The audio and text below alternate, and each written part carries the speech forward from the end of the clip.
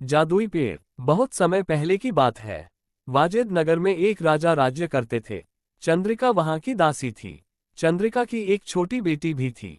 चंद्रिका महारानी की सेवा करती और उसकी बेटी महारानी की बेटी के साथ खेलती रहती। ये सब देख महारानी ने चंद्रिका से कहा, देखो चंद्रिका, तुम्हारी बेटी मेरी बेटी के साथ कितने प्यार से खेल रही है। उद्धरण चिन्ह। इस पर चंद्रिका कहती है, जी महारानी, मैं एक दासी हूं और मेरी बेटी राजकुमारी के साथ खेल रही है। मुझे ये सब अजीब लग रहा है, कहीं कोई अनर्थ ना हो जाए। उद्धरण चिन्ह। क्या बोल रही हो तुम भी? देखो कितने प्यार से खेलने में व्यस्त हैं दोनों। उद्धरण चिन्ह। अगले दिन सभा में राजा बैठे हुए होते हैं।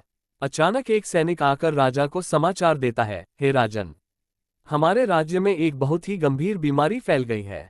यह एक बहुत ही अजीब प्रकार का बुखार है।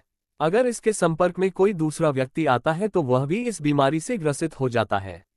उद्धरण चिन्ह। ये सुनकर राजा अत्यंत दुविधा में पड़ जाते हैं और कहते हैं, हमारे राज्य के राजवैद्य कहाँ है? उद्धरण चिन्ह। इतने में राजवैद्य वहां उपस्थित हो जाते हैं। महाराज, मैं यहाँ हूँ। दरअसल मैं रोगियों को परख रहा था। मेरे पास इस बीमारी का अभी कोई इलाज नहीं है।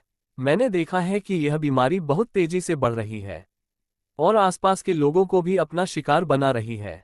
उद्धरण चिन्ह। महाराज कुछ समय तक सोचते हैं और कहते हैं, सेनापति, पूरे राज्य में ऐलान करवा दो कि कोई भी व्यक्ति दूसरे व्यक्ति से नहीं मिलेगा।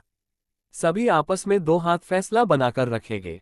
उद्धरण चिन्ह। महाराज के आदेशानुसार सेनापति कुछ सैनिकों को लेकर राज्य में जाता है और ढोल बजाकर आदेश करता है कि गांव का कोई भी व्यक्ति दूसरे व्यक्ति के नजदीक नहीं जाएगा और परस्पर दो हाथ की दूरी भी बनाकर रखेगा।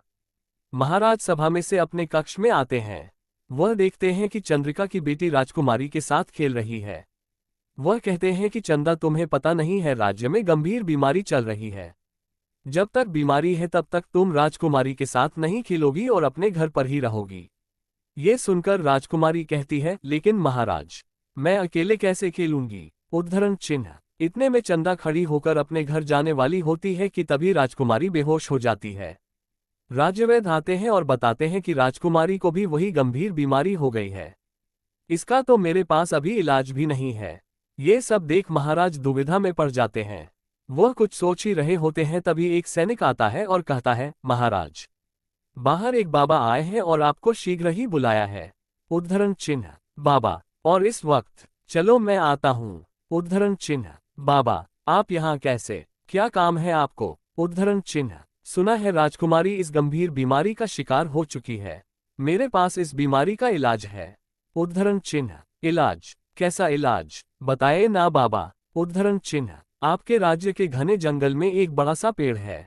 यह कोई साधारण पेड़ नहीं है बल्कि एक जादुई पेड़ है।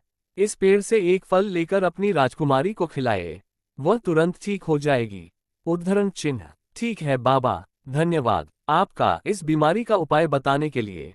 उद्धरण चिन्ह। सुझाव देकर बाबा चले जाते हैं। सेनापति, सैनिकों को लेकर जंगल में उस बड़े से पेड़ को ढूंढो और उसके फल को लेकर आओ। उद्धरण चिन्ह। जी महाराज। सेनापति कुछ सैनिकों के साथ जंगल में जाते हैं और उन्हें वह पेड़ नजर आता है। आओ आओ, मेरे ही फल लेने आए हो। उद्धरण चिन्ह। यह क्या, तुम बोलते भी हो जादुई पेड़?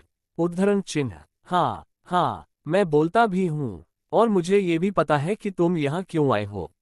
उद्धरण चिन्ह। चलो अच्छा है, तो फिर तुम ही अपने फल तोड़ दो। उद्धरण चिन्ह। फल तो मैं दे दूंगा, लेकिन इससे पहले तुम्हें मेरी 3 पहेलियों का जवाब देना होगा। तीनों पहेलियों का सही जवाब देने के बाद ही तुम्हें एक फल मिलेगा। उद्धरण चिन्ह। 3 जवाब देने पर एक फल? चलो कोई नहीं, मैं राजकुमारी को एक ही फल से ठीक कर दूंगा। उद्धरण चिन्ह। चलो पूछो अपनी पहेलियां। उद्धरण चिन्ह। वह